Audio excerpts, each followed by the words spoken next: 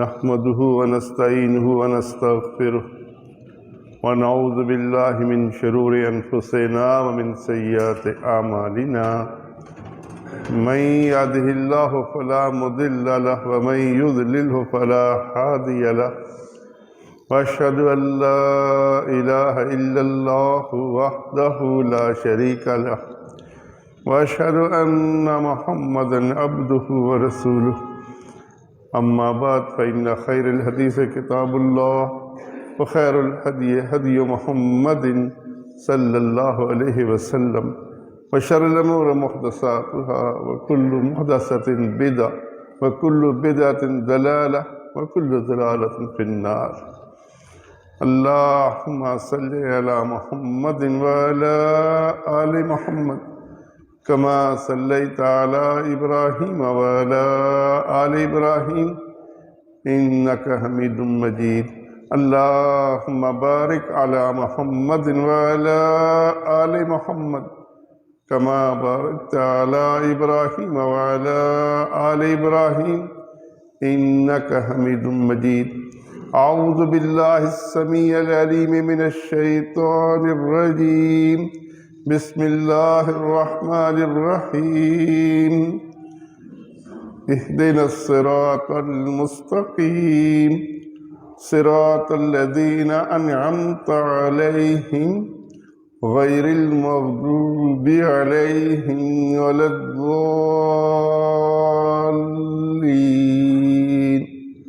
آمین.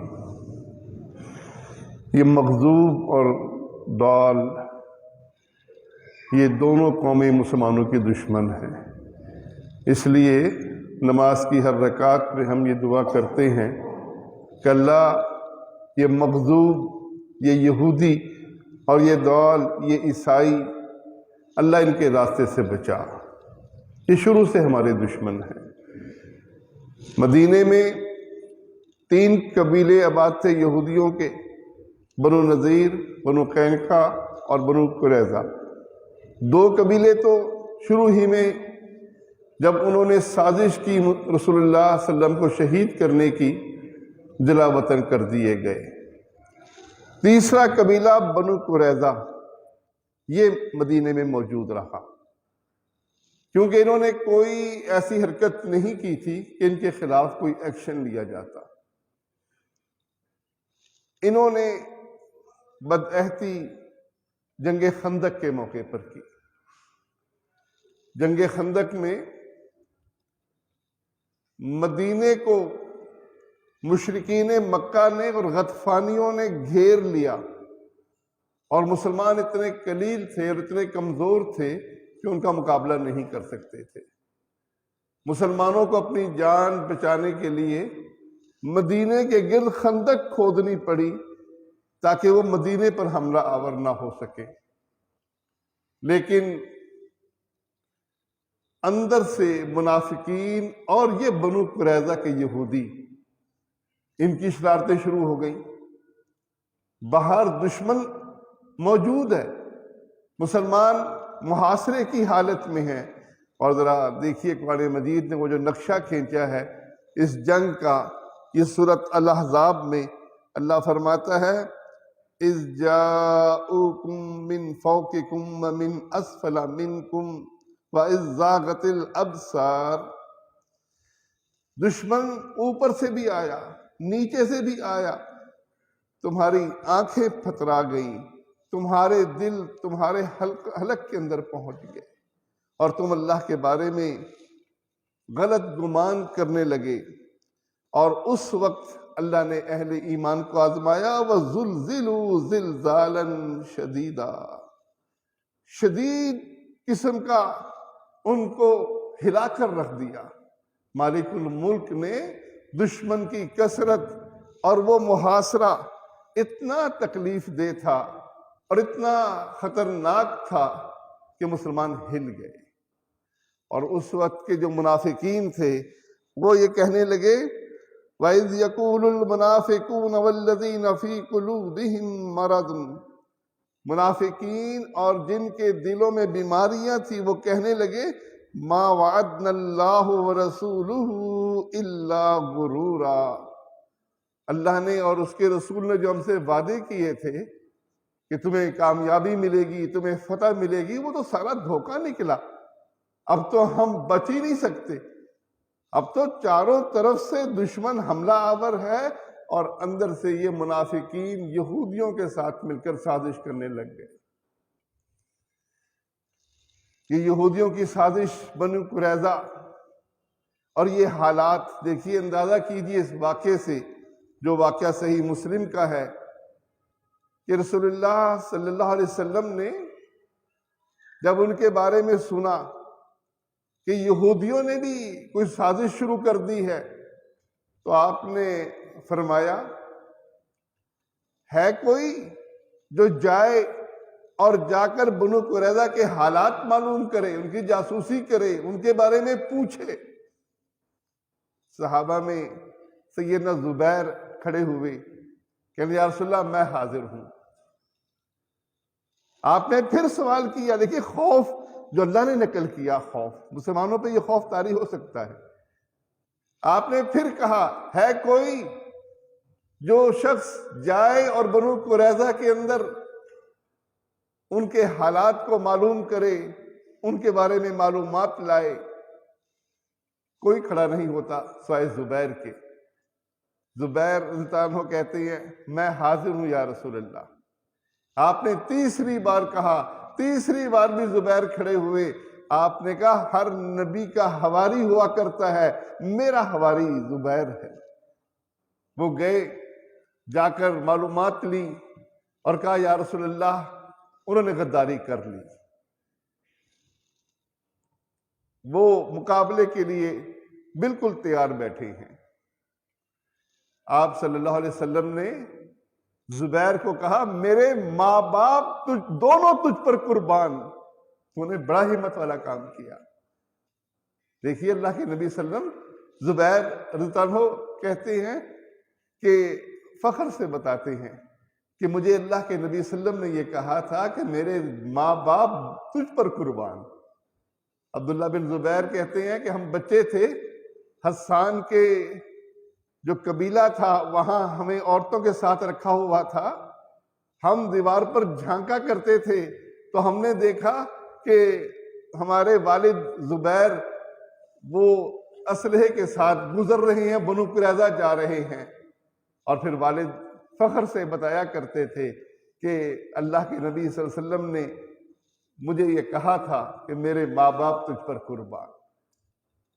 تو یہ جنگ خندق گزر گئی، انشاءاللہ وہ پڑھیں گے جنگ خندق کے حالات۔ بات صرف بنو قریظہ کی میں آپ کو کرنے لگا ہوں کہ ایسے موقع پر اتنے خطرناک حالات میں انہوں نے غداری کی، اور یہ مشرکین مکہ سے مل گئے۔ جنگ خندق ختم ہوئی، مشرکین ناکام لوٹ گئے، تو رسول اللہ صلی اللہ علیہ وسلم اور صحابہ نے ہتھیار رکھ دیے۔ خوف کا ایک ماحول تھا،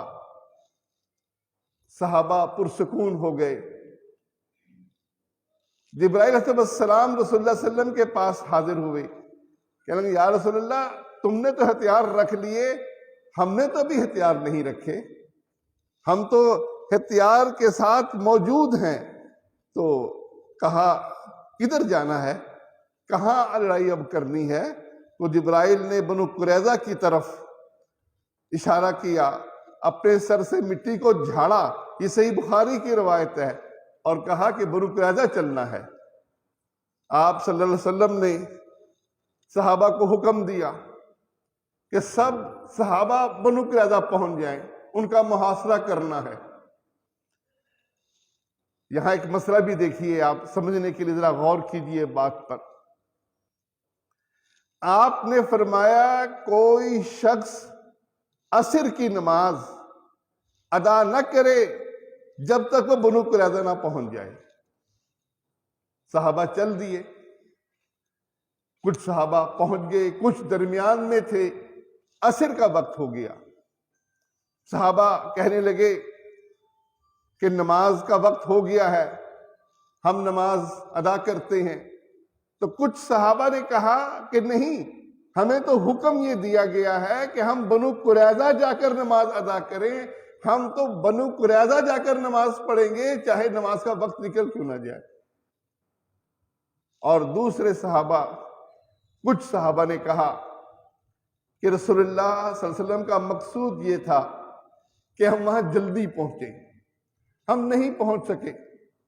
اب جو دوسری روایات تھیں ان کو سامنے رکھ کر کہ دیکھو نماز اول وقت پڑھنی چاہیے، نماز کی بڑی اہمیت ہے، عصر کی نماز کی بڑی اہمیت ہے، ان صحابہ نے درمیان میں نماز پڑھ لی۔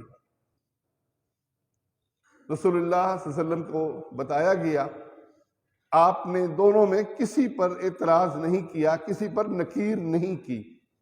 اس کا مطلب یہ ہے کہ کوئی آدمی حدیث کا وہ مفہوم جو ظاہری مفہوم ہے وہ لے لے، جب بھی درست ہے، اور کوئی دوسری احادیث کے اندر اس حدیث کو رکھے اور پھر فیصلہ کرے کہ واقعی آپ کی حدیث بات کا یہ مفہوم تھا تو یہ بھی درست ہے۔ اللہ کے نبی صلی اللہ علیہ وسلم نے کسی پر اعتراض نہیں کیا۔ صحابہ بنو قریظہ پہنچ گئے، 25 دن ان کا محاصرہ رکھا۔ اب ان کا مضبوط قلعہ تھا، اس مضبوط قلعے کے اندر کھانے پینے کی ہر چیز موجود تھی، وہ ڈٹے رہے۔ لیکن 25 دن کے بعد ان پر رعب طاری ہو گیا، اللہ کی طرف سے ان پر رعب طاری ہو گیا، اور رعب طاری ہونے کے بعد انہوں نے کہا کہ ہم ہتھیار ڈالتے ہیں، لیکن ایک شرط ہے۔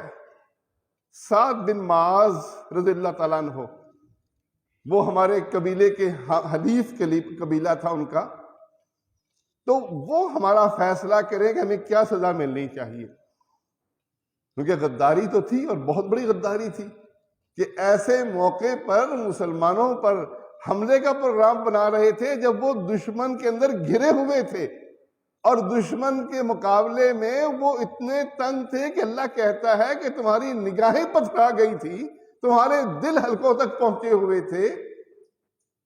تو ایسے موقع پر ان کی غداری، سیدنا سعد کو انہوں نے کہا کہ ہمارا منصف بنا دیں۔ رسول اللہ صلی اللہ علیہ وسلم کے یہ صحابی سعد رضی اللہ عنہ قبیلے کے سردار تھے۔ جنگ خندق کے موقع پر یہ کھڑے ہوئے، ایک تیر آیا اور تیر ان کے گلے میں لگ گیا، اور تیر لگنے سے ان کی رگ جو ہے وہ کٹ گئی۔ خود رسول اللہ صلی اللہ علیہ وسلم نے اپنے ہاتھ سے اس زخم کو داغا، 2 دفعہ داغا۔ سعد کہنے لگے، اللہ سے دعا کی کہ اللہ مجھے مشرکین مکہ سے لڑائی کرنا بڑا محبوب ہے، اب اگر مسلمانوں کی ان سے لڑائی ہونی ہے تو مجھے زندہ رکھ، اور مجھے بنو قریظہ کے فیصلے تک بھی زندہ رکھ، اس کے بعد اگر لڑائی ختم ہو گئی تو اللہ پھر مجھے اس زخم کے ذریعے شہادت کا مقام دے دے۔ سعد رضی اللہ تعالیٰ عنہ رسول اللہ صلی اللہ علیہ وسلم کی خدمت میں حاضر ہوئے، آپ نے انہیں بلایا، وہ گدھے پر سوار تھے۔ آپ نے جب وہ قریب آئے، آپ نے صحابہ کو کہا کہ اپنے سردار کی طرف چلو، ان کا استقبال کرو۔ تو یہ کام بھی سنت سے ثابت ہے، یہ روایت بھی صحیح بخاری کی روایت ہے، بخاری مسلم کی روایت ہے کہ آپ نے کہا کہ تم اٹھو اور اٹھ کر اپنے سردار کا استقبال کرو، اس کی طرف چلو۔ تو کوئی نیک شخص آ جائے، متقی شخص آ جائے، مہمان آ جائے، تو آدمی یہ نہیں کہ بیٹھے بیٹھے ہی ہاتھ ملائے، یہ بھی سنت ہے کہ آدمی کھڑا ہو اور کھڑے ہو کر اس کو ویلکم کرے، اس کے پاس چلے اور اس کو ویلکم کر کے اس کو مقام دے، عزت دے۔ تو سعد رضی اللہ عنہ کو آپ نے کہا کہ یہ یہودی تمہارے فیصلے پر راضی ہیں اور ہم بھی تمہارے فیصلے پر راضی ہیں، تو تم ان کا فیصلہ کرو۔ سعد رضی اللہ عنہ کو ان کے قبیلے کے لوگوں نے گھیر لیا اور کہنے لگے، سعد ہمارے ملنے والے پرانے حلیف، پرانے دوست ہیں، آپ ان کی رعایت کریں۔ یہودی سردار بھی جمع تھے، کہنے لگے سعد ساری عمر ہم اکٹھے رہے، ایک قبیلے کے ساتھ تمہارے ساتھ معاہدہ تھا، تمہارے ساتھ مل کے لڑائیاں کی، تھوڑا سا خیال کرنا۔ سعد نے نہ دائیں دیکھا نہ بائیں، سر جھکائے ہوئے چلتے رہے یہاں تک کہ رسول اللہ صلی اللہ علیہ وسلم کے پاس پہنچ گئے اور یہ بات آپ نے کہی۔ اور جب وہ قریب پہنچے تو کہنے لگے کیا خوبصورت جملہ ہے، دیکھیے ایسا جملہ اللہ مجھے اور آپ کو بھی توفیق دے۔ مسند احمد کی روایت ہے، کہنے لگے اب گھڑی آ پہنچی ہے، میں اللہ کے بارے میں کسی ملامت کرنے والے کی ملامت کی پرواہ نہیں کروں گا۔ آپ سعد رضی اللہ عنہ نے پھر فیصلہ کیا، اور فیصلہ یہ کیا کہ ان کے مردوں کو قتل کیا جائے، ان کے عورتوں اور بچوں کو قیدی بنایا جائے، اور ان کا مال پر قبضہ کیا جائے۔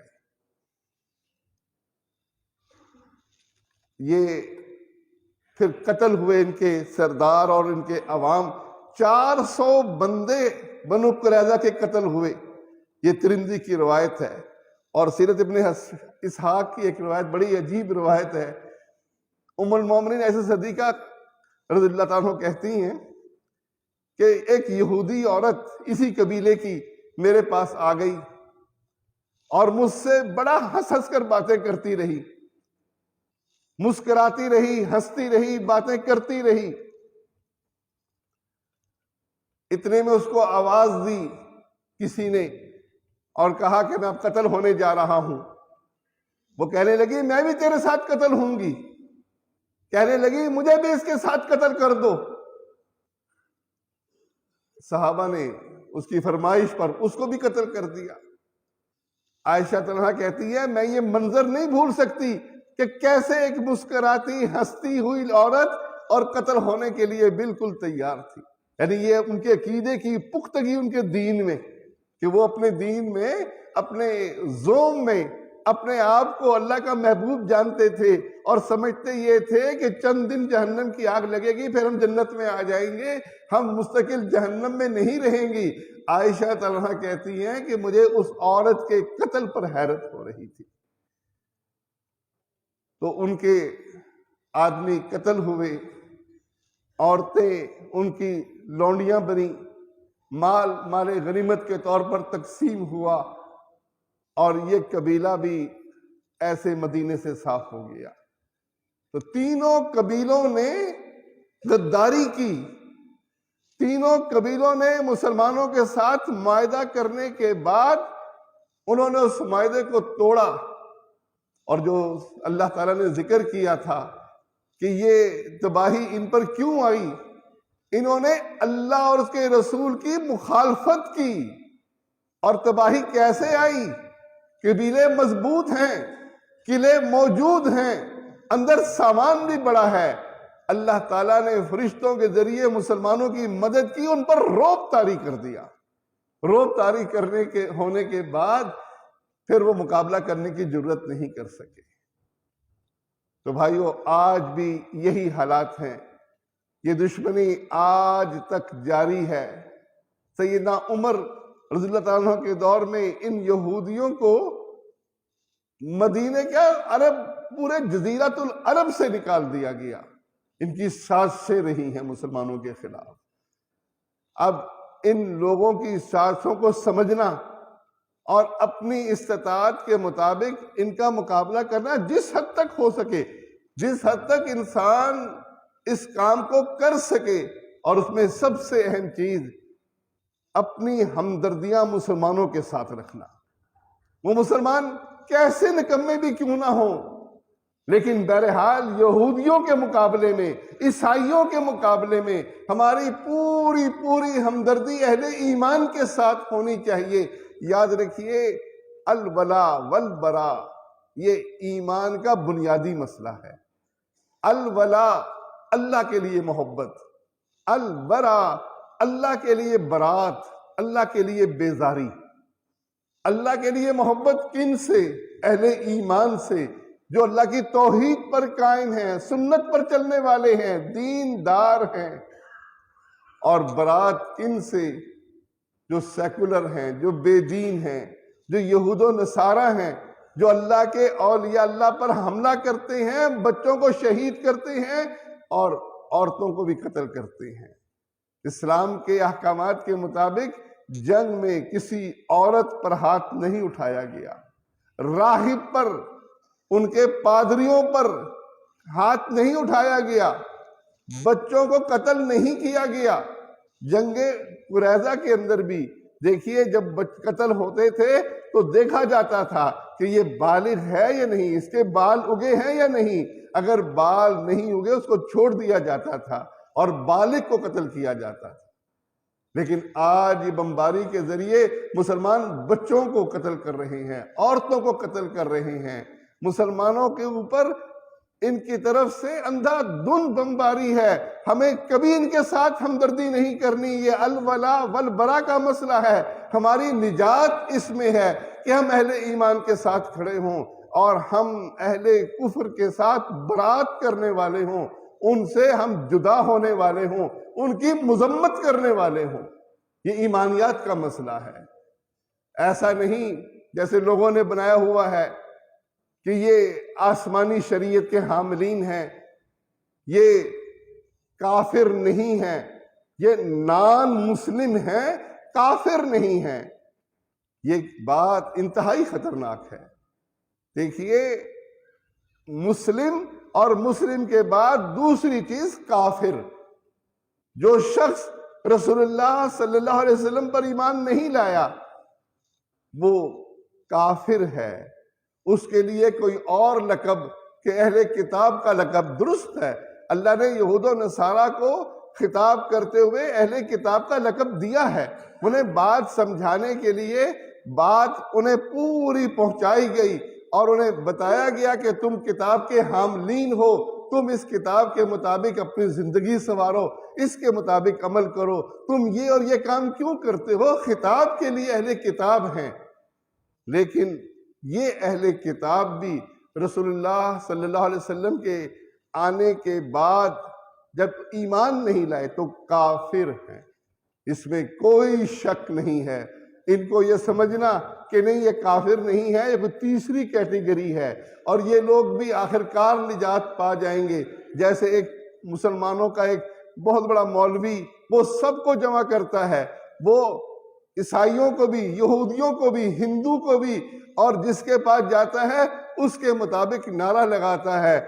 وہ ہندوؤں کے پاس جا کر رام کہتا ہے، مسلمانوں کے پاس آ کر اللہ کہتا ہے، اور کہتا کیا ہے؟ وہ وحدت ادیان کا دائی بن کر کہتا یہ ہے کہ یہ سب راستے جنت کے راستے ہیں۔ یہ جھوٹ ہے۔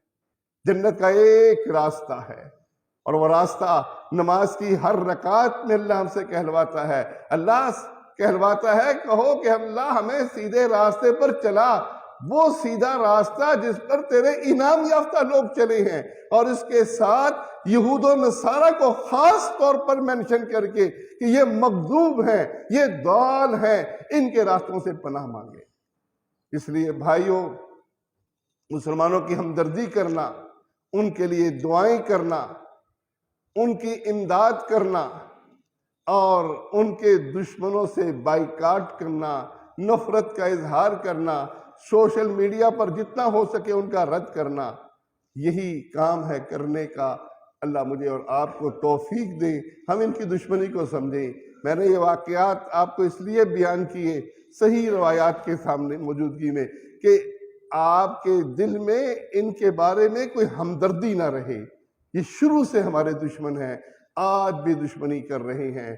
اللہ تعالیٰ ان کی دشمنی سے ہمیں محفوظ رکھے، اللہ فرشتوں کے ذریعے ہماری مدد کرے، آمین یا رب العالمین۔